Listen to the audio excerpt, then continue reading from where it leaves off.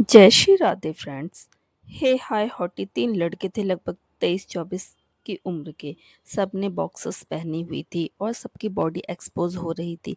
सबसे आगे खड़ा हुआ लड़का, उसकी बॉडी काफ़ी इम्प्रेसिव थी, एकदम सिक्स पैक्स टाइप। अपने इम्प्रेशन को बनाते हुए लड़के ने स्टाइल से बालों में हाथ मारा और ओजल की तरफ चलकर आने लगा।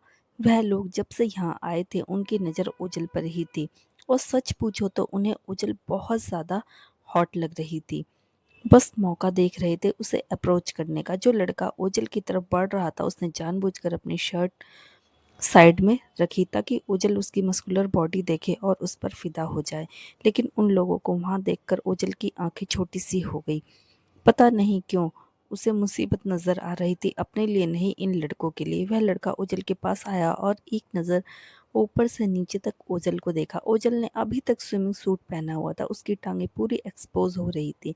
स्विमिंग सूट जितने एरिया को कवर करता है सिर्फ उतना ही, बाकी उसकी फुल बॉडी एक्सपोज थी। उसकी फुल बॉडी एक्सपोज्ड थी और धूप में किसी मोती की तरह चमक रही थी। ऊपर से उसका चमकता हुआ चेहरा तो किसी का भी ध्यान अपनी तरफ खींचने में बिल्कुल कामयाब था। ओजल ने उस लड़के की तरफ देखकर बोली, मूव। वह गुजरना चाहती थी, उसका कोई मन नहीं था इन्हें मुंह लगाने का, क्योंकि उसे पता था कि यह लोग यहाँ पर सिर्फ मुसीबत खड़ी करने आए हैं। एक नज़र लड़कों को देखकर ही वह उनके इंटेंशन को बड़े अच्छे तरीके से समझ जाती है। और इस वक्त इन तीनों लड़कों के इंटेंशन, खास करके यह जो उसके सामने खड़ा था, उसे कुछ अच्छे तो नहीं लग रहे थे। वे जाने लगी तो लड़के ने ओजल की नाजुक सी कलाई पकड़ ली। इतनी जल्दी क्या है? ओजल ने पलटकर लड़के की तरफ देखा और उसकी आंखें और भी ज्यादा डार्क हो गई। लड़के ने मुस्कुराकर कहा, मैंने अपनी जिंदगी में इतनी हॉट लड़की पहले कभी नहीं देखी। तुम्हें देखते ही सिर्फ एक ही ख्याल आता है, तुम्हें तो मेरी गर्लफ्रेंड होना चाहिए। क्या नाम है तुम्हारा?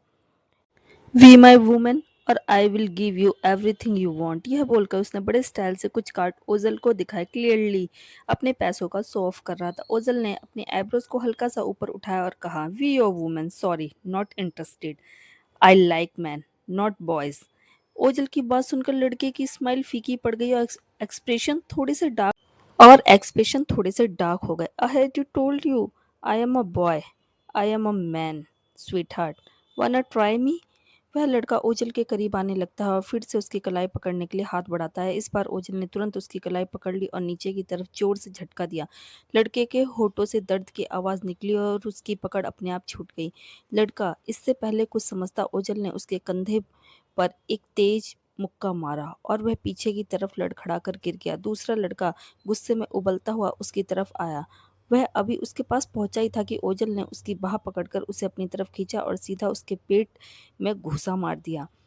लड़के दो कदम पीछे जाकर सांस लेने लगे। तीसरा लड़का पीछे से आकर ओजल की बाह पकड़ना चाहता था, लेकिन जैसे ही उसका हाथ ओजल के कंधे के पास पहुंचा, ओजल घूमी और उसकी कलाई पकड़कर उसने नीचे की तरफ खींचा। वह कलाई पकड़ते ही घुटनों के बल जमीन पर आ गया। ओजल ने उसका हाथ छोड़कर उसके सीने पर एक सीधा मुक्का मारा और वह पीछे गिर गया। पहला लड़का फिर उठकर आया, इस बार ज्यादा गुस्से में। तुझे तो बात पूरी भी नहीं कर पाया था कि ओजल आगे बढ़ी और उसके जबड़े के पास साइड से एक सीधा पंच जड़ दिया। लड़का वहीं जमीन पर गिर गया, चक्कर खाता हुआ। दूसरा लड़का, जिसने अभी सांस संभाली थी, फिर उसकी तरफ आया। ओजल ने उसका हाथ पकड़ा, उसे घुमाकर उसकी पीठ की तरफ कर दिया और उसकी पीठ पर एक किक मारी। लड़का मुंह के बल गिर पड़ा।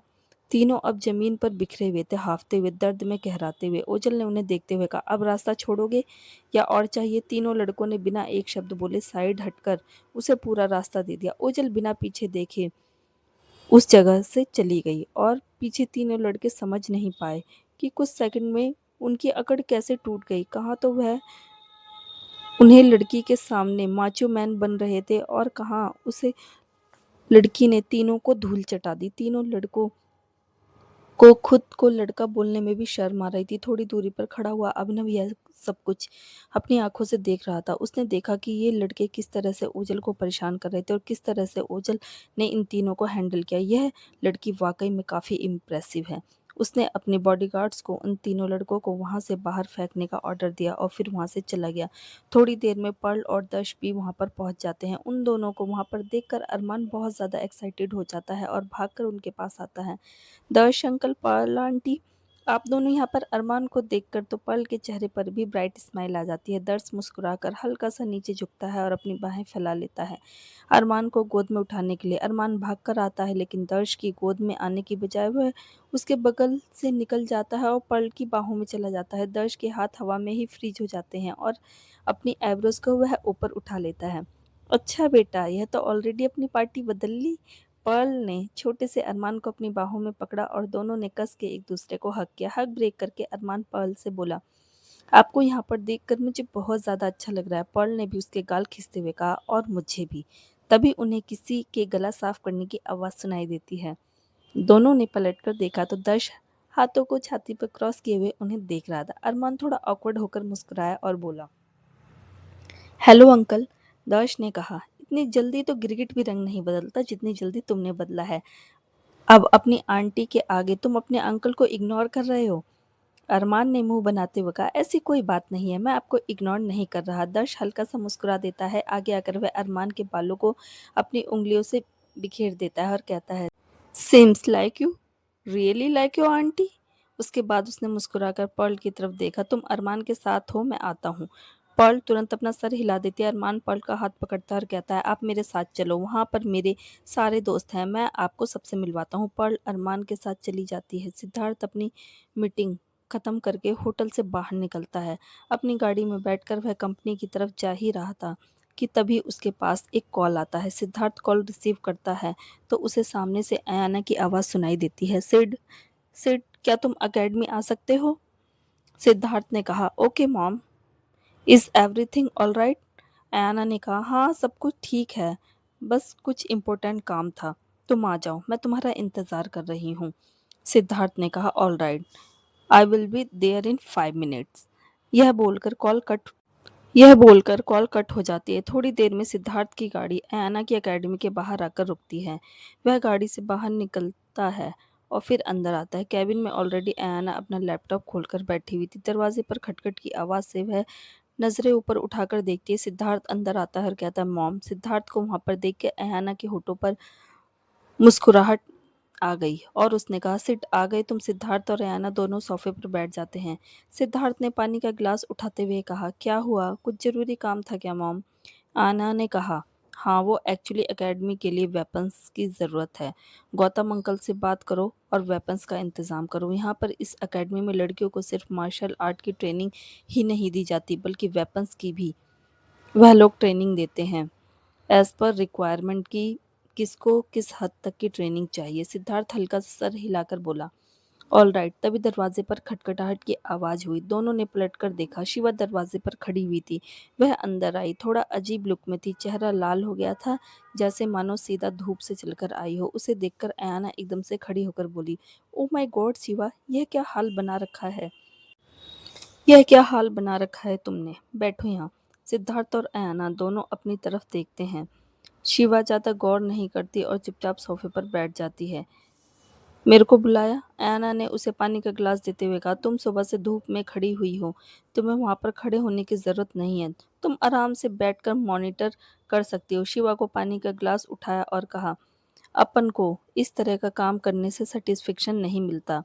अरे वो लड़कियां बोलो तो एकदम सरदर्द हैं, जब तक उनके सर पर खड़े होकर काम ना करवाओ ना, हिल के नहीं देती। वो लोग हिलने का नाम भी नहीं लेती। ऐना एक गहरी सांस लेकर बोली, हाँ, उन्होंने कंप्लेंट की थी कि तुम उनके साथ हद से ज़्यादा स्ट्रिक्ट हो रही हो। जब से शिवा ने एकेडमी ज्वाइन की है, हर दूसरे दिन लड़कियां ऐना के पास कंप्लेंट लेकर आती हैं कि शिवा उनके साथ बहुत ज़्यादा स्ट्रिक्ट हो रही है, लेकिन इसमें कुछ नहीं किया जा सकता। जब तक फिजिकल पेन ना मिले तब तक ट्रेनिंग का कोई भी फ़ायदा नहीं होता। ऐना इस बात को समझती थी, इसलिए उसने कभी उनकी कंप्लेंट्स को सीरियस लिया ही नहीं। पानी का ग्लास खाली करने के बाद उसे टेबल पर रखते हुए शिवा ने आराम से फैलकर सोफे पर बैठते हुए कहा, तो आप क्या चाहती हैं, मैं उनको गुलाब के फूलों की के बिछौने पर लिटा-लिटा कर तलवार चलाना सिखाऊँ? यह मार्शल आर्ट है, कोई हवा नहीं जिसे खाने में उनको मज़ा आएगा। अब उनका तो यही स्टाइल है, जब तक शरीर को तकलीफ़ नहीं मिलेगी, तब तक शरीर मज़बूत नहीं बनेगा। अगर आपको लगता है कि अब उनका स्टाइल और सिखाने का तरीका अच्छा नहीं है, तो मैं चली जाती हूँ। यह नौकरी छोड़कर आप किसी और को देख लेना। शिवा उठकर जाने लगती है। ऐना तुरंत कहती है, अरे रुको रुको रुको, बैठो बैठो। शिवा फिर से बैठ जाती है। ऐना ने कहा, तुम तो खामखा हाइपर हो जाती हो, जस्ट रिलैक्स। मेरा वो मतलब नहीं था। तुम्हें जैसा ठीक लगे तुम वैसे उन्हें सिखाओ। दूसरी तरफ शिवा के बिंदास एटीट्यूड से सिद्धार्थ भी काफी इम्प्रेसिव नजरों से मुस्कुराकर उसकी तरफ देख रहा था। शिवा की नजर जब सिद्धार्थ पर पड़ी और देखा कि वह उसे देखकर स्माइल कर रहा है तो उसने अपनी आईब्रोज को ऊपर उठाकर बोला, अबे तू क्यों दांत फाड़ रहा है? उफ, ये लड़की एकदम राउडी है। कोई कंट्रोल या कोई फिल्टर नहीं है इसकी जुबान पर। सिद्धार्थ की स्माइल गायब हो जाती है और वह ऑकवर्ड होकर चुप हो जाता है और अपनी आईब्रोज को खुजाने लगता है। ऐना शिवा से बोली, शिवा तुम्हें सिद्धार्थ के साथ नहीं जाना है? शिवा और सिद्धार्थ कंफ्यूजन में ऐना की तरफ देखते हैं। ऐना ने कहा, एकेडमी के लिए न्यू वेपन्स की जरूरत है तो सिद्धार्थ तुम्हें वहां पर लेकर जाएगा। तुम अपने अकॉर्डिंग वेपन्स सेलेक्ट कर लेना जो फिर वहां पर डिलीवर्ड कर दिए जाएंगे। ऑलराइट। शिवा अपने ऊपर उंगली रखकर बोली, मैं सेलेक्ट करेगी? अयाना ने हाँ में सर हिलाकर कहा, हाँ हाँ बिल्कुल तुम ही करोगी। आज से एकेडमी में आने वाले सारे वेपन्स को तुम खुद वेरीफाई करोगी। यह सुनकर शिवा थोड़ी सी हैरान हो जाती है और फिर कहती है, आप मेरे को इतनी फालतू की इज्जत मत दो, मेरे को हजम नहीं होगी। एकेडमी के लिए सारे वेपन्स, प्रैक्टिस वेपन्स को वेरीफाई करना ये कोई छोटा टास्क नहीं है, काफ़ी बड़ा है और ट्रेंड इंसानों से ही करवाया जाता है। ऐना वाकई में उससे कुछ ज़्यादा ही सर पर चढ़ा रही थी। शिवा की बात सुनकर ऐना ने हवा में हाथ मारते हुए कहा, कम ऑन शिवा, मैंने देखा है तुम्हें वेपन्स की बहुत अच्छी नॉलेज है, तुमसे बेटर कोई सेलेक्ट नहीं कर सकता। सिद्धार्थ ने भी कहा, ऑल राइट तो फिर चलते हैं। फिर वह खड़ा हो जाता है। शिवा भी सिद्धार्थ के साथ वहां से चली जाती है। दोनों गाड़ी में बैठते हैं और फिर डेस्टिनेशन पर जाने लगते हैं। गाड़ी ड्राइव करते करते सिद्धार्थ शिवा से बोला, वैसे कैसी चल रही है तुम्हारी ट्रेनिंग? शिवा ने जवाब दिया, कछुए जैसी। सिद्धार्थ कंफ्यूजन में उसकी तरफ देखता है। शिवा ने कहा, वह लड़कियां नहीं, मॉम की गुड़िया है। साला हाथ लगाने से पहले भी ऐसा लगता है कहीं टूटकर गिर ना जाए। क्या सोच के उनके घर वालों ने उनको ट्रेनिंग सेंटर भेजा? सिद्धार्थ हल्का सा सर हिलाते हुए बोला, हाँ वो तो है, लड़कियां होती काफी कमजोर है। सिद्धार्थ की बात सुनकर शिवा ने एकदम से उसकी तरफ थोड़ी कड़क नजरों से देखा, क्या मतलब तेरा? बोलना क्या चाहता है तू? सिद्धार्थ को तुरंत रियलाइज हुआ कि उसने क्या बोल दिया। उसने एकदम से ऑकवर्ड होते हुए कहा, आई मीन उन्हें बचपन से ही बहुत पैम्पर किया जाता है ना, ऐसे में तो कोई भी नाजुक हो जाएगा। अगर मेरे मॉम डैड मुझे भी इतना ज़्यादा पैम्पर करेंगे तो डेफिनेटली मैं भी नाजुक हो जाऊंगा। इसमें जेंडर का कोई लेना देना नहीं है। Please don't get afforded. Shiva ने अपने आईब्रोज ऊपर उठाया और कहा, साले तू कमजोर ही है। मैं नहीं होती तो अब तक तेरी 13वीं पूरी हो चुकी होती। कहना क्या चाहती है ये, कि लड़कियां कमजोर होती हैं? मैं क्या इसको दाढ़ी मूछों का लौंडा दिखाई दे रही हूँ जो मेरे सामने लड़कियों की बुराई कर रहा है? खुद को देखा है कभी? लड़कियों से भी ज्यादा नाजुक है।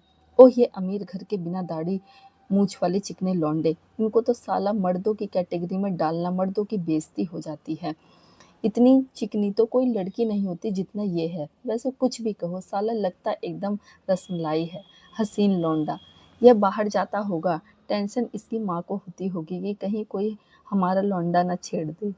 हम्म शिवा अपने ख्यालों पर अपने मन में ही हंसती है। शिवा की बात सुनकर सिद्धार्थ और ज़्यादा ऑकवर्ड हो जाता है और आगे कुछ नहीं बोलता। उसे तो कभी ये समझ में नहीं आता कि ये लड़की की बातों का जवाब कैसे दे, इस लड़की से डील कैसे करे। एकदम बिंदास धांसू एटीट्यूड वाली है लड़की, उसकी तो समझ के बाहर था। दर्श और अभिनव गार्डन वाली जगह पर बैठे हुए थे। पानी के चाकों की लोगों की हंसी शोरगुल की आवाज़ चारों तरफ गूंज रही थी। काफ़ी लाइवली एनवायरनमेंट लग रहा था। दर्श और अभिनव आपस में कुछ बातें कर रहे थे। दूसरी तरफ प्रतीक का दिमाग खराब हो चुका था। 10 सनस्क्रीन की बोतलें ख़त्म हो गई थी लेकिन इन बॉडीगार्ड के मुस्टंडे शरीर पर अभी तक सनस्क्रीन नहीं लग रही थी। धूप में उसका चेहरा लाल हो गया था, उसके हाथ में दर्द हो रहा था। ओजल वहां से गुजर रही थी तो वह प्रतीक की हालत देखकर हैरान हो जाती है। वह प्रतीक के पास आकर बोली, यह क्या कर रहे हो तुम? प्रतीक हर एक मुस्टंडे बॉडीगार्ड की पीठ घिस रहा था और फाइनली वह इतना इरिटेट हो जाता है कि वह सनस्क्रीन की बोतल को जमीन पर फेंक कर मारता है और बगल वाली कुर्सी पर फैल जाता है। भाड़ में जाओ तुम सब लोग, अब मुझे और नहीं लगाना, यह काम किसी और से करवा लो। प्रतीक अपने मन में गुस्से में चिल्लाकर बोला, अभिनव तुम दोस्त के नाम पर दुश्मन हो। मैंने क्या बिगाड़ा था तुम्हारा? मेरे बेचारे हाथ, मेरा चेहरा, मैंने ऐसा क्या कर दिया कि तुम मैंने ऐसा क्या कर दिया कि तुम मुझे ये इनडायरेक्ट पनिशमेंट दे रहे हो? ओजल चलकर प्रतीक के बगल में आई और बोली, आर यू ऑल राइट? प्रतीक ने ओजल की तरफ बेचारा सा मुंह बनाकर देखा। Do I am like all right? Ojal थोड़ा कंफ्यूज हो जाती हुई प्रतीक के लिए एक ड्रिंक मंगाती है। प्रतीक आराम से ड्रिंक पीता है और अब जाकर उसे थोड़ा रिलैक्स फील होता है। प्रतीक से थोड़ी देर बात करने के बाद ओजल टहलते हुए गार्डन की तरफ जाती है। तभी वह देखती है कि एक टेबल पर अपना लैपटॉप खोलकर अभिनव कुर्सी पर बैठा है और उसके चेहरे पर थोड़े अनोइंग से एक्सप्रेशन थे। दर्श ऑलरेडी पर्ल और अरमान के पास चला गया था। पर्ल स्विमिंग पूल के किनारे बैठी थी और अरमान अपने दोस्तों के साथ मस्ती कर रहा था। इस उम्र में एनर्जी भी क्या गजब की है। कितनी देर से स्विमिंग कर रहा है लेकिन जरा भी थकने का नाम नहीं ले रहा। पर्ल उसे 4 बार खाना खिला चुकी थी। खाना खाते ही वह पानी में उतर जाता। पर्ल होठों पर स्माइल के साथ अरमान की एक्साइटमेंट देखकर खुश हो रही थी। तभी दर्श ने कहा, तुम्हें स्विमिंग करनी है? पर्ल ने पलटकर दर्श को देखा। दर्श ऑलरेडी सिर्फ बॉक्सर्स में खड़ा हुआ था। उसकी मस्कुलर बॉडी धूप में चमक रही थी और वह इतना लंबा और चौड़ा था कि पर्ल का पूरा चेहरा ऊपर करना पड़ रहा था उसे देखने के लिए। दर्श की परछाई नहीं पर्ल को पूरे तरीके से कवर कर लिया था। पर्ल देखती है कि दर्श उसके सामने खड़ा है सिर्फ शॉर्ट्स में, जिस पर उसने शर्ट भी नहीं पहन रखी है। वो जितना हॉट लग रहा था कि स्विमिंग पूल में या आसपास गुजरने वाली लड़कियों की नज़र चिपक जाती है उस पर। पर्ल के गाल लाल हो जाते हैं। ही इज़ रियली हॉट, अरमान चिल्लाकर बोला। Uncle come inside. दर्श स्माइल करता है और पूल में आ जाता है। पर्ल पाँव पानी में डालकर किनारे पर बैठी थी और उन्हें देख रही थी। अरमान ने कहा, आप भी आओ ना आंटी, हमारे साथ मज़ा आएगा। दर्श पर्ल को देखता है। पर्ल मना करने ही वाली होती है पर दर्श हाथ आगे बढ़ाता है और पर्ल की धड़कनें थम सी जाती है। दर्श की डार्क ब्लैक आंखें उस पर जमी हुई थी। उसकी मस्कुलर बॉडी पानी में भी विजिबल थी। कंधे चौड़े, मजबूत सीना, मोटे मोटे बाइसेप्स, पतली सी कमर और उन पर सिक्स पैक्स। माय गॉड, आखिर कोई इससे नजरें हटाए तो कैसे हटाए। अपना सलाइवा गटकते हुए पर्ल अपना हाथ दर्श के हाथ में रख देती है। दर्श उसे अपनी बाहों में खींच लेता है और पर्ल एकदम से पानी में आ जाती है, उसके सीने से चिपक जाती है। पानी ज़्यादा गहरा तो नहीं था लेकिन पर्ल के सर तक पहुंच जाए इतना ज़रूर था। घबराकर वो दर्श के सीने से चिपक जाती है, कहीं डूब ना जाए। उसकी हरकत देख अरमान हंस देता है। डोंट वरी आंटी, अंकल आपको डूबने नहीं देंगे। पर्ल की धड़कनें काफ़ी तेज थी। नजरें उठाकर उसने दर्श की आंखों में देखा। दर्श उसे ही देख रहा था। उसकी आंखें उस पर ऐसे जमी हुई थी मानो उसे ही खा जाएंगी। पर्ल की कमर पर दर्श का हाथ था और पर्ल के हाथ उसके मजबूत सीने पर। दूसरे हाथ को आगे करके दर्श प्यार से उसके बाल संवारते हुए बोला, don't be scared, I am here. Pearl हल्का सा सर हिला देती है। उसका चेहरा लाल हो गया था। दर्श हल्का सा मुस्कुराकर बोला, वाई आर यू ब्लशिंग? दर्श की बात सुनकर पर्ल तुरंत काफ़ी ज़्यादा ऑकवर्ड हो जाती है और नज़रें चुराने लगती है। ऐसी हरकत करते हुए वह इतनी क्यूट और प्यारी लग रही थी कि दर्श का दिल ज़ोर ज़ोर से धड़कने लगता है। अगर ये लड़की इसी मासूमियत के साथ इसकी बाहों में रही तो वो पता नहीं क्या ही कर जाएगा इसके साथ। पर्ल अभी छोटी बच्ची थी। दर्श खुद को कितना कंट्रोल कर रहा था सिर्फ वही जानता है। पता नहीं उसे और कितना इंतज़ार करना होगा। दूसरी तरफ अभिनव के चेहरे पर थोड़े अनोन एक्सप्रेशन थे, जैसे उसके लैपटॉप में कुछ प्रॉब्लम हो गई हो और वह कोई काम कर रहा था जो बीच में ही अटक गया। इरिटेशन में वह 2-3 बटन प्रेस करता है लेकिन कुछ भी नहीं होता। तभी उसे पीछे से आवाज़ सुनाई देती है, need any help mister Thakur? वह देखता है कि ओजल वहाँ पर खड़ी हुई है। अभिनव एक सेकंड में उसे ऊपर से नीचे तक पूरा देख लेता है और फिर नज़रें वापस लैपटॉप स्क्रीन पर करता है। उसकी आंखों में कोई भी इमोशन नज़र नहीं आ रहा था, सिर्फ कोल्डनेस। उसने बटन प्रेस करना जारी रखा मगर कुछ भी नहीं हो रहा था। अब वह थोड़ा ज़्यादा इरिटेट हो रहा था। उजल एकदम से करीब आकर बोली, लेट मी चेक। अभिनव कुछ बोल पाता उससे पहले वो लैपटॉप स्क्रीन में देखने लगती है और कुछ बटन प्रेस करने लगती है। वह काफ़ी कॉन्सेंट्रेट के साथ स्क्रीन पर देख रही थी। चेहरे पर सीरियस भाव थे लेकिन वह इस चीज़ को नहीं देख पा रही थी कि वह एकदम से अभिनव के करीब आ गई थी। उसका गाल लगभग अभिनव के काफ़ी ज़्यादा नज़दीक था और उसके हल्के गीले बाल तो जैसे उसके चेहरे को ही टच कर रहे थे। अभिनव ओझल की तरफ देखता है जिसके चेहरे पर सीरियस एक्सप्रेशन थे और जो पूरे फोकस के साथ स्क्रीन पर देख रही थी। अचानक उसकी नज़र ओझल की स्मूथ ग्लोइंग स्किन, उसके रेशमी खूबसूरत बालों पर पड़ती है और फिर धीरे धीरे थोड़ा नीचे की तरफ जाती है। ओझल के सीने से अभी भी पानी की कुछ बूंदें टपक रही थी। तभी अभिनव की नज़र उस एरिया पर पड़ती है।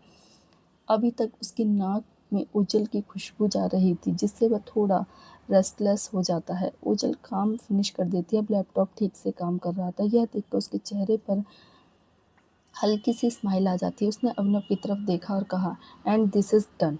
तभी उसकी और अभिनव की नज़रें टकराती हैं। इस वक्त ओजल को रियलाइज़ होता है कि वो अभिनव के कितने ज़्यादा नज़दीक है, इतने ज़्यादा कि वो 2 इंच चेहरे को आगे कर लो तो दोनों का किस हो जाए। उसका हार्ट एकदम से बीट कर देता है। नज़दीक से देखने पर उसे वाकई में समझ में आता है कि अभिनव कितना ज़्यादा डार्क, डोमिनेटिंग और हैंडसम है। कुछ सेकंड तक दोनों की नज़रें लॉक रहती हैं। ओजल एकदम से ऑकवर्ड हो जाती है और पीछे होने लगती है कि तभी अचानक टेबल पर रखे जूस के ग्लास पर उसका हाथ लग जाता है। Oh damn! अभिनव तुरंत खड़ा हो जाता है। उसकी पैंट पर जूस गिर गया था। यह देखकर ओजल के चेहरे का रंग उड़ जाता है। I am really sorry mister Thakur. मैंने ये बिल्कुल भी जानबूझकर नहीं किया है। ओजल थोड़ा सा घबरा जाती है। अभिनव उस पर ज़्यादा गौर नहीं करता और कहता है, इट्स ओके। लेकिन ओजल तुरंत टिश्यू पेपर उठाती है और घुटनों के बल बैठती है और अभिनव की पैंट से गिरे जूस को साफ करने लगती है। I am really sorry mister Thakur, मैंने सच में जानबूझकर नहीं किया। I am really sorry, let me clean this up for you. Abhinav की आंखें बड़ी हो जाती है जब ओजल उसके प्राइवेट पार्ट की जगह पर गिरे हुए जूस को साफ करने के लिए बार बार टिश्यू पेपर घिस रही थी। वो इतनी पैनिक कर रही थी कि उसे रियलाइज़ नहीं हो रहा था कि वो क्या कर रही है। उसके हाथ किस चीज़ को बार-बार टच कर रहे हैं। अभिनव उसे रोकने की कोशिश करता है। It's okay miss Saloni, what are you doing? Just stop it. No, I am really very sorry. मैं अभी इसे अभिनव तुरंत उसके दोनों हाथों को कसकर पकड़ लेता है। ओजल तुरंत रुक जाती है और अभिनव की तरफ देखती है, जो हैरान भी लग रहा था और उसका चेहरा भी लाल हो गया था। लेकिन उसकी आंखें डार्क हो गई थी। ओजल को लगा कि वो काफ़ी गुस्से में है। वो अपना सलाइवा गटक लेती है। अभिनव ने अपने डार्कनेस को थोड़ा सा कंट्रोल करते हुए कहा, I said just stop it. Ojal को आइडिया भी नहीं था कि इनडायरेक्टली उसने अभिनव को कहाँ ट्रिगर कर दिया। दोनों एक दूसरे को देखते हैं और फिर अभिनव उसके हाथों को दूर झटक देता है। उस वक्त ओजल को रियलाइज़ होता है कि वो क्या कर रही थी। यह रियलाइज़ करते ही एकदम से उसकी आंखें बड़ी हो जाती हैं, धड़कनें तेज़ हो जाती है और चेहरा पूरी तरीके से लाल। Oh damn! मैं तो गई काम से, ये क्या कर दिया मैंने। वो तुरंत खड़ी हो जाती है और दोनों के बीच बहुत ऑकवर्ड साइलेंस छा जाती है। दोनों अपना चेहरा फेर लेते हैं। कुछ सेकंड बाद ओजल हिम्मत करके बोली, आई एम रियली सॉरी। अभिनव की फ्रस्ट्रेशन भरी आवाज़ उसे सुनाई दी, गेट लॉस्ट। ओजल के रोंगटे खड़े हो जाते हैं, पर वो एक सेकंड यहाँ पर ज़्यादा खड़ी नहीं रह सकती। अभिनव बहुत गुस्से में लग रहा था और जान बचाने का एक ही तरीका था, भागो यहाँ से। ओजल तुरंत चौथा गियर लगाती है और वहाँ से भाग जाती है। अभिनव चेहरे और बालों में हाथ फेरता ही लड़की पर्ल और दर्श अभी पूल में ही थे।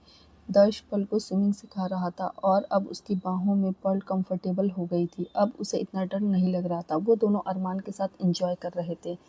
दर्श पर्ल को देखता है, जो अरमान के साथ खेल रही थी और खिलखिलाकर हंस रही थी। अरमान भी उस पर पानी उड़ा रहा था और वो भी हंस रहा था। दर्श की नज़रें पर्ल पर जमी हुई थी। वो इतनी हॉट लग रही थी पानी में कि वो अपना सलाइवा गटक लेता है और उसके करीब था। पर्ल पीछे होते हुए एकदम से उसके मजबूत सीने से टकरा जाती है और दोनों की नज़रें मिलती हैं। दोनों एक दूसरे को देख रहे थे। पर्ल थोड़ा नर्वस ऑकवर्ड होकर पीछे होने लगती है, पर दर्श उसकी कमर पकड़कर उसे करीब कर लेता है, बाहों से दूर नहीं जाने देता। पर्ल की सांसें अटक जाती हैं और गीले बाल चेहरे और सीने पर चिपक गए थे। चेहरे पर पानी की बूंदें चमक रही थी और धूप में चेहरा चमक रहा था। उसकी पतली सी कमर दर्श की मजबूत बाहों में थी। दर्श ने जब नन्ही सी पर्ल को यूं बाहों में लिया तो उसके अंदर बेचैनियां बढ़ने लगती है। वो और ज़्यादा उसके लिए इस हॉट लुक को रेजिस्टेंस नहीं कर पा रहा था। उसके गुलाबी होठ, खूबसूरत काली नर्वस आंखें, ओह मैन, मैंने कैसे इस लड़की को इग्नोर कर सकता हूँ।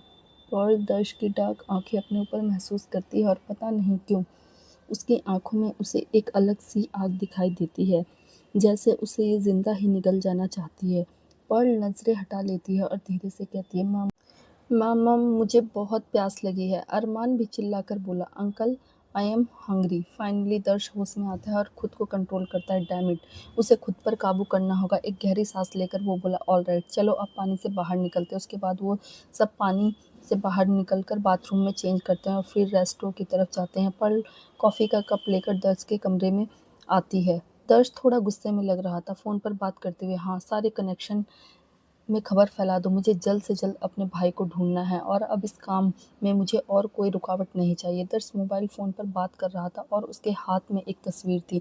उसने तस्वीर को देखा और कहा, मैं मेरे भाई को ढूंढ कर ही रहूँगा, चाहे इसके लिए मुझे कितने ही बड़े खतरे का सामना क्यों ना करना पड़े। हाँ, मैं काल और विध्वंस से टकराने के लिए भी तैयार हूँ, मुझे मेरा भाई चाहिए किसी भी कीमत पर। थोड़ी देर बात करने के बाद वह कॉल रख देता है। पर्ल दरवाजे पर खड़ी दर्श की सारी बातें सुन रही थी। उसकी बातें सुनकर वह थोड़ी सी हैरान और कंफ्यूज हो गई। दर्श बाथरूम में चला गया और दरवाज़ा बंद कर लिया। पर्ल चलते हुए कमरे के अंदर आई। उसने कॉफ़ी का कप रखा और टेबल पर पड़ी हुई दो बच्चियों की तस्वीर उठाकर देखने लगी। तस्वीर में एक लड़का दर्श था और दूसरा उसका भाई। देखते ही फर्क पता चल रहा था। जो दर्श था उसकी शक्ल बचपन से ही लेकर अब तक थोड़ी सी जरूर मिल रही थी और पता नहीं क्यों पर्ल देखती है कि पहचान भी गई। दूसरे लड़के को देखकर उसकी आईब्रो आपस में सिकुड़ गई। पता नहीं क्यों कुछ अजीब सा एहसास हुआ। इस लड़के की आंखें, ये आंखें कितनी जानी पहचानी सी लगती हैं। पर्ल बहुत गौर से वो तस्वीर को देखती है। कार्तिक पर उसकी नज़रें जम जाती हैं और हटने का नाम नहीं लेती। अचानक बाथरूम का दरवाज़ा खुलता है। पर्ल फटाक से तस्वीर अपनी जगह पर रख देती है और पलट जाती है। दर्श बाथरूम से बाहर निकलता है तो देखकर बोला, तुम यहाँ पर क्या कर रही हो? पर्ल ने कहा, आपके लिए कॉफ़ी लेकर आई थी। चाहती थी लेकिन पूछने की हिम्मत नहीं कर पाती। उसे दर्श ज़्यादा कुछ नहीं बोलता और सोफे पर बैठकर कॉफ़ी उठा लेता है। पर्ल तस्वीर के बारे में कुछ पूछना चाहती थी। चुपचाप खड़ा देखकर दर्श हल्की सी आईब्रो ऊपर उठाकर बोला, आज तुम्हें पढ़ाई नहीं करनी? दर्श की बात सुनकर पर्ल ने हल्का सा सर हिलाकर कहा, हाँ हाँ, बस मैं जा ही रही थी। उसके बाद पर्ल वहाँ से जाने लगती है कि दर्श उसकी तरफ देखकर बोला, पर्ल। पर्ल पलटकर देखती है। दर्श ने कहा, कॉफ़ी कॉफ़ी अच्छी है। और फिर वह हल्का सा मुस्कुरा दिया। पर्ल के होठों पर भी प्यारी सी स्माइल आ गई। उसके बाद वह वहाँ से चली गई। उसके चले जाने के बाद दर्श की नज़र टेबल पर रखी तस्वीर पर पड़ती है। वह उसे उठाता है और पलटता है। कार्तिक को देखकर उसकी आंखों में अजीब से इमोशन उभर आते हैं। हाथ में पकड़े हुए कॉफ़ी कप पर उसकी पकड़ मजबूत हो जाती है। तस्वीर देखते हुए वह कहता है, आई रियली होप जैसा सब लोग सोच रहे हैं, जिस बात का मुझे डर है वो ना हो। आई रियली होप कि तुम जहाँ कहीं भी हो, एटलीस्ट जिंदा हो। तुम्हें जिंदा रहना होगा कार्तिक, वरना मैं उसे क्या जवाब दूंगा। ये बोलकर दर्श दरवाजे की तरफ देखता है और उसकी आंखों में एक अजीब सा डर और बेचैनी दिखाई देने लगती है। ओजल हाथ से मैगजीन लिए हुए आराम से हॉल में सोफे पर बैठी हुई थी। सामने कुछ मैगजीन रखी थी जिसे वह टटोल कर देख रही थी। कुछ डिजाइनर ज्वेलरी, कुछ डिजाइनर ड्रेस। तभी प्रतीक हॉल में आता है। उसकी नज़र ओजल पर पड़ती है तो चेहरे पर ब्राइट स्माइल आ जाती है। वह ओजल के पास आकर बोला, हाय। हाय सलोनी। ओजल अपनी नज़रें ऊपर उठाकर देखती है। प्रतीक को देखकर उसने कहा, हेलो डॉक्टर। प्रतीक आंखें रोल करते हुए बोला, come on Saloni, call me Prateek यार, we are friend, so you can call me by my name, no need to be formal. Ojal अपनी आईब्रोज हल्का सा ऊपर उठाते हुए बोली, दोस्त कब बने हम? प्रतीक ने फैलकर सोफे पर बैठते हुए कहा, अभी बन जाते हैं। हेलो, मेरा नाम प्रतीक है। मैं प्रतीक जायसवाल। पेशे से मैं एक डॉक्टर हूँ। अभी तक सिंगल हूँ। अपने माँ बाप का इकलौता औलाद हूँ और एक अच्छा इंसान भी। और तुमसे दोस्ती का हाथ बढ़ाता हूँ। प्रतीक की हरकत देखकर ओजल एक गहरी सांस लेती है। फिर मुस्कुरा देती है। मैगजीन बंद करते हुए उसने हाथ आगे बढ़ाकर प्रतीक से हैंड शेक करते हुए कहा, सलोनी मिश्रा, और मैं तुम्हारी दोस्ती का हाथ एक्सेप्ट करती हूँ। ओजल के लिए प्रतीक से दोस्ती करने का सिर्फ एक ही कारण था, वह सीक्रेट कमरा जहाँ प्रतीक जाता था। अगर वह प्रतीक को कॉन्फिडेंस में ले ले, शायद उसे कुछ क्लू मिल जाए, कुछ पता चल जाए, कुछ तो ज़रूर हो जाएगा। ओजल की बात सुनकर प्रतीक के चेहरे पर ब्राइट स्माइल आ गई। अंदर ही अंदर वह काफ़ी ज़्यादा एक्साइटेड हो रहा था। अरमान हॉल में आता है और उन दोनों को हाथ मिलाते हुए देखता है। अपने छोटे छोटे हाथों को छाती पर क्रॉस करके अरमान ने होठों पर पाउट बनाते हुए डेंजरस आंखों को छोटा कर लिया। उसने मन में कहा, ये प्रतीक अंकल बिना अकल ही नहीं है कि किससे दोस्ती करनी चाहिए किससे नहीं। ये लड़की तो मुझे शुरू से ही गड़बड़ लग रही थी। अंकल इसके साथ दोस्ती कैसे कर सकते? अभिनव भी ऊपर से खड़ा ये सब देख रहा था। यह सब कुछ देखकर उसके चेहरे पर इरिटेशन से भरे भाव आ जाते हैं। प्रतीक के पास अभिनव का मैसेज आता है जिसे देखकर वह तुरंत कॉल हॉल से हटकर उसके स्टडी रूम में चला जाता है। ओजल की नज़र सामने खड़े अरमान के ऊपर पड़ती है, जो आंखें छोटी करके उसे देख रहा था। उसे देखकर ओजल की आंखें भी थोड़ी कड़क हो जाती हैं। पहले तो वह फिर भी इसे बच्चा समझकर इग्नोर कर देती थी, लेकिन इसकी हरकतें बिल्कुल बच्चों वाली नहीं है। अब से ओजल भी इसे थोड़ा सीरियस लेने लगी थी। यह लिटिल डेविल मुझे ऐसे क्यों घूर रहा है? ओजल ने मुस्कुराकर कहा। आपको कुछ चाहिए मिस्टर जूनियर ठाकुर? अरमान ने जवाब दिया। नहीं, पर अनोइंग सा फेस बनाकर वहां से चला गया। यह देखकर ओजल भी इरिटेशन में बड़बड़ाई। छोटा पैकेट बड़ा धमाका, पता नहीं इसकी माँ ने इसे क्या खाकर पैदा किया होगा। इसे आधी रात को आरुष होटल में अपनी मीटिंग खत्म करके निकलता है। बाहर निकलने के बाद उसका ड्राइवर, जो कि गाड़ी के पास खड़ा इंतजार कर रहा था, बिल्कुल सीधा खड़ा हो जाता है। आरुष एक पल के लिए तो गाड़ी में बैठने वाला होता है, लेकिन फिर कुछ सोचकर वापस दरवाजा बंद कर देता है और ड्राइवर से कहता है, तुम गाड़ी लेकर चले जाओ, मैं कुछ और इंतजाम कर लूंगा। आरुष की बात सुनकर ड्राइवर एक पल के लिए हैरान और कंफ्यूज हो जाता है, लेकिन ज्यादा कुछ ना बोलते हुए वह गाड़ी लेकर वहां से चला जाता है। आरुष तुरंत अपना फोन निकालता है और शंभू को कॉल करता है। शंभू को बुला लेता है। कई दिन से शक्ल भी नहीं देखी उसकी, पता नहीं कहाँ है आजकल। दूसरी तरफ जीनत एक सवारी को ड्रॉप करने के बाद वापस लौट रही थी, तभी अचानक उसके फोन पर कॉल आ गया।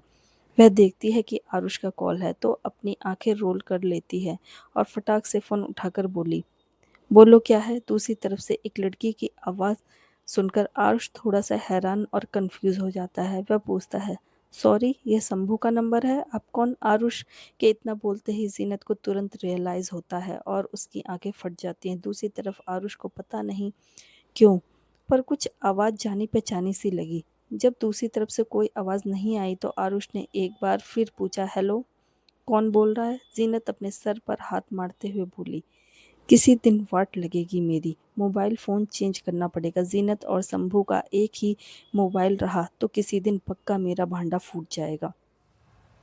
दूसरी तरफ से लगातार आरुष की आवाज़ें आ रही थी, तो वह अपना गला साफ करती है और इस बार थोड़ी भारी सी आवाज़ में, यानी शंभू की आवाज़ में बोलती है, हेलो सर, मैं बोल रहा हूँ शंभू।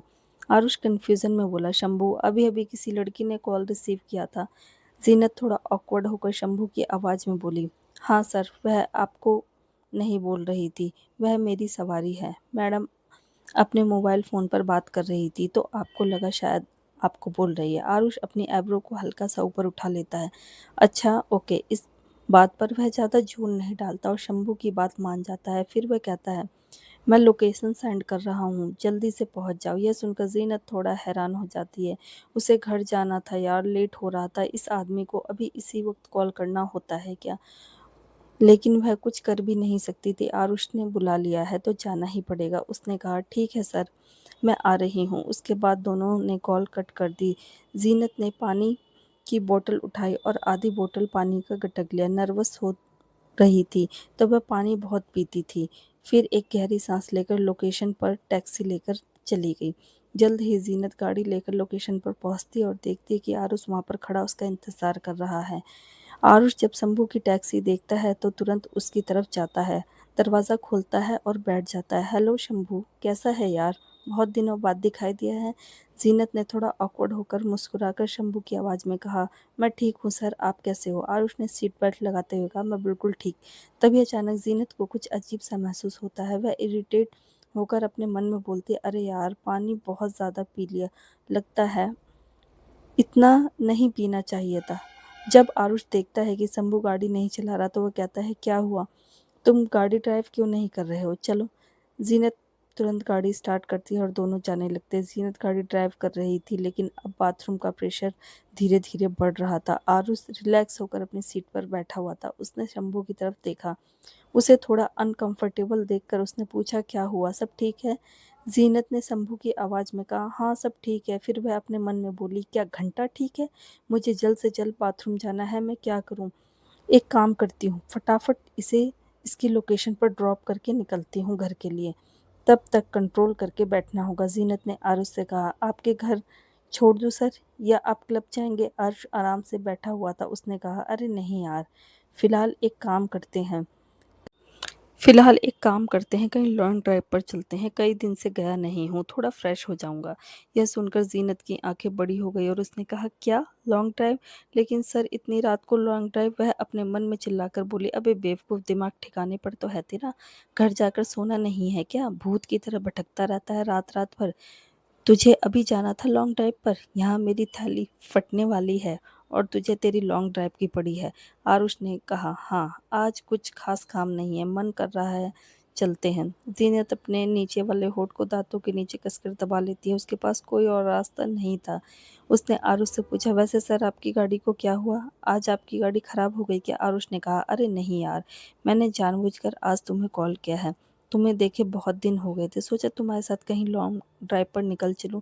यह सुनकर जीनत हैरानी से आरुष की तरफ देखती है, क्या सीरियसली इस आदमी को शंभू को देखने की इतनी तलब थी, क्यों? तभी अचानक कुछ सोचकर जीनत की आंखें बड़ी हो जाती हैं। एक मिनट, कहीं ये शंभू को पसंद तो नहीं करने लगा? बड़ा ही वाहियात ख्याल का है। जीनत तुरंत उस ख्याल को दिमाग से निकालते हुए सोचने लगी, ना ना ना, मैंने इसे लड़कियों के साथ देखा है, आदमियों में इंटरेस्ट नहीं होगा इसे। फिर कुछ सोचते हुए उसके दिमाग में नया ख्याल आया, अगर दोनों में हुआ तो? जीनत अपना सलाइवा गटक लेती है और तिरछी नजरों से आरुष की तरफ देखती है, जो आराम से बाहर के व्यू को एंजॉय कर रहा था। उसे कुछ सेकंड देखने के बाद जीनत अपने मन में बोली, नहीं, ऐसा नहीं हो सकता, मैं फालतू सोच रही हूँ। वह तुरंत इस ख्याल को दिमाग से निकाल देती, लेकिन एक चीज़ थी जो उसके दिमाग में से बिल्कुल नहीं जा रही थी। उसे बहुत जोर से बाथरूम आया था। इसकी भैंस की आँख, क्या ज़रूरत थी आज इतना पानी पीने की मुझे? पर मुझे तो लगा घर चली जाऊंगी, मुझे क्या पता था उसके साथ फंस जाऊंगी। वह बार बार अपने पैरों को आपस में मसल रही थी, जैसे बहुत ज़्यादा कंट्रोल करके बैठी हो। को दांतों के नीचे दबा होठों को दांतों के नीचे दबाते हुए जीनत अपने दिमाग में चिल्लाई, मम्मी, मैं क्या करूं? कंट्रोल नहीं हो रहा, जोर से लगी है, अब क्या करूं? नहीं, अगर इससे ज़्यादा कंट्रोल किया तो कहीं गड़बड़ ना हो जाए। बाथरूम तो जाना पड़ेगा मुझे, लेकिन ये तो हम अजीब रास्ते पर आ गए हैं, यहाँ तो दूर दूर तक बाथरूम नहीं मिलेगा। क्या करूं? आरुष शंभू की तरफ देखता है और नोट करता है कि काफ़ी देर से वह चुपचाप बैठा हुआ है, अजीब से एक्सप्रेशन बना रहा है, थोड़ा नर्वस लग रहा है। और एक मिनट, यह अपने पैरों को आपस में मसल क्यों रहा है? वह शंभू के कंधे पर हाथ रखकर पूछता है, क्या हुआ है? वह शंभू के कंधे पर हाथ रखकर पूछता है, क्या हुआ है तुम्हें? जीनत ने खुद को थोड़ा नॉर्मल करते हुए कहा, न न नहीं, कुछ भी नहीं। आरुष आईब्रो उठाकर बोला, अरे बताओ तो, क्या हुआ है? Are you sure you are acting weird? Zeenat ने स्माइल देते हुए कहा, no, I am perfectly fine, don't worry. ये सुनकर आरुष अम्यूजमेंट के साथ बोला, अरे वाह शंभू, तुम काफ़ी पढ़े लिखे लगते हो, कितनी पढ़ाई की है तुमने? जीनत और ज़्यादा ऑकवर्ड होकर बोली, बस ज़्यादा नहीं, थोड़ी बहुत। आरुष ने कहा, पता नहीं, तुम्हें देखकर तो लगता है काफ़ी पढ़े लिखे हो। जीनत ने कहा, बहन पढ़ा दे बहन पढ़ा देती है इसलिए। आरुष और कुछ पूछने वाला था, तभी उसके मोबाइल फ़ोन पर नोटिफिकेशन आने लगते हैं। वो कन्फ्यूज़न में देखता है और जब देखता है तो उसकी आंखें फट जाती है। व्हाट द वो देखता है कि उसकी मॉम यानी अयाना ने अपने इंस्टाग्राम पर एक पोस्ट डाली है, एक तस्वीर, और वह तस्वीर थी जीनत और आरुष की किस करते हुए मॉल में, जब सब लोग मूवी देखने गए थे और अयाना ने चुपके से उनकी तस्वीर ले ली थी। दोनों का बहुत ज़्यादा चेहरा नहीं दिख रहा था, लेकिन सब पता चल रहा था कि वो दोनों बहुत पैशनेटली किस कर रहे हैं। और आयु ने आरुष का नाम मेंशन किया था और जीनत को would be daughter in law बोलकर मेंशन किया था। आरुष की आंखें फटी हुई थी। उसे इतना हैरान देखकर जीनत बोली, क्या हुआ सर, सब ठीक है? आरुष हैरानी से निकलकर अयाना को कॉल करता है। 2-3 रिंग बजने के बाद अयाना कॉल रिसीव करती है और दूसरी तरफ से अयाना की आवाज़ सुनाई देती है, हाँ आरुष। आरुष ने कहा, मॉम, ये आपने इंस्टाग्राम पर अभी अभी क्या पोस्ट डाली है, डिलीट कीजिए उसे। आरुष की बात सुनकर अयाना, जो कि अपने घर पे सोफे पर आराम से फैलकर बैठी हुई थी, अपनी आंखें सिकुड़ते हुए कहा, क्या कहा तुमने? डिलीट? बिल्कुल भी नहीं। और क्या प्रॉब्लम है इस पोस्ट में? कितनी प्यारी पोस्ट है, मैं तो इनफैक्ट और भी अपलोड करने वाली हूँ, यू जस्ट वेट।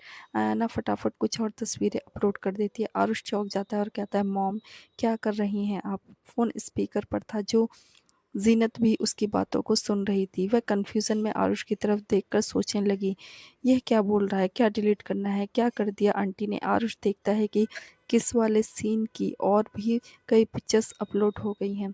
उन पर धड़ाधड़ व्यू, लाइक और कमेंट आ रहे हैं। पूरा कमेंट सेक्शन जैसा फटने वाला था, क्योंकि सबको पता था ये लड़का कौन है, लेकिन किसी को नहीं पता था कि ये लड़की कौन है। लोग लगातार उसके चेहरे देखने के लिए डिटरमाइंड थे और काफ़ी शॉक भी लग रहे थे कि आरुष किसी के साथ रिलेशनशिप में है, क्योंकि अगर उसकी मॉम ने पोस्ट किया है तो डेफिनेटली यह बात सच है, झूठ तो नहीं हो सकती। आरुष जब ये देखता है तो उसके होश उड़ जाते हैं। अपने माथे को रगड़ते हुए उसने कहा, मॉम प्लीज़, और आपने ये तस्वीरें कब ली? आपने छुप कर ली है ना? आपको शर्म नहीं आती अपने जवान बेटे को स्टॉक करते हुए? आप मेरी और ज़ीनत की तस्वीरें ऐसे कैसे ले सकती हैं? वह भी किस करते हुए, और ऊपर से इंस्टाग्राम पर अपलोड भी कर दी। यह सुनते ही एकदम से गाड़ी के जोर से ब्रेक लगते हैं। आरुष खुद को मुश्किल से संभालता है, वरना आगे उसका सर लगने वाला था। क्या कर रहे हो शंभू? यह बोलकर उसने जीनत की तरफ देखा, जो फटी आंखों से आरुष को देख रही थी। उसके चेहरे का रंग बिल्कुल उड़ गया था।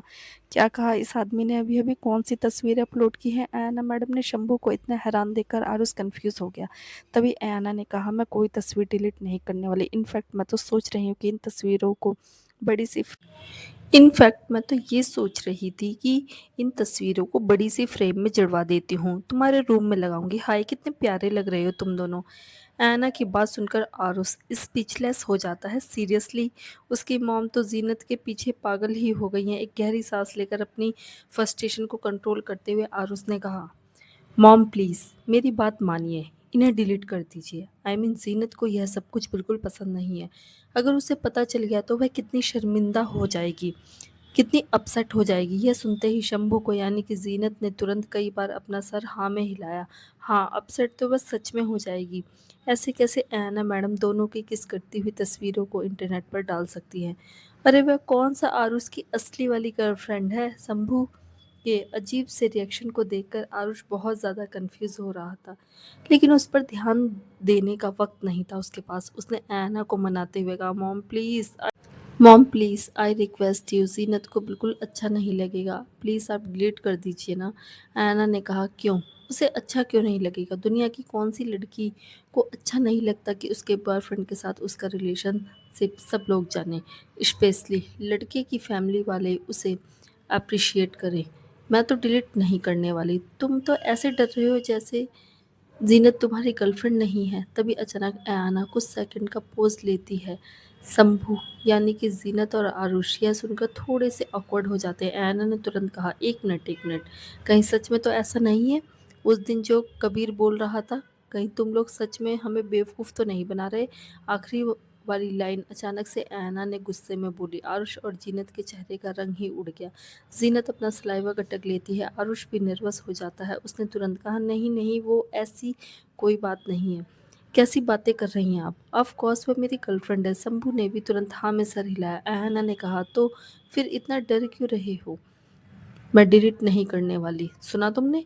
यह बोलकर अयाना ने कॉल कट कर दिया। आरुष बोलने ही वाला था, मॉम मॉम, लेकिन तब तक बीप बीप की आवाज़ के साथ फ़ोन डिस्कनेक्ट हो चुका था। जीनत ने तुरंत आरुष से कहा, ऐसे कैसे आपकी मॉम किस करती हुई तस्वीर को अपलोड कर सकती है? नहीं नहीं, ऐसा नहीं चलेगा, जल्दी से डिलीट करवाइए उनको। अचानक से शंभू के मुंह से यह सब सुनकर आरुष कन्फ्यूज़न में उसकी तरफ देखा।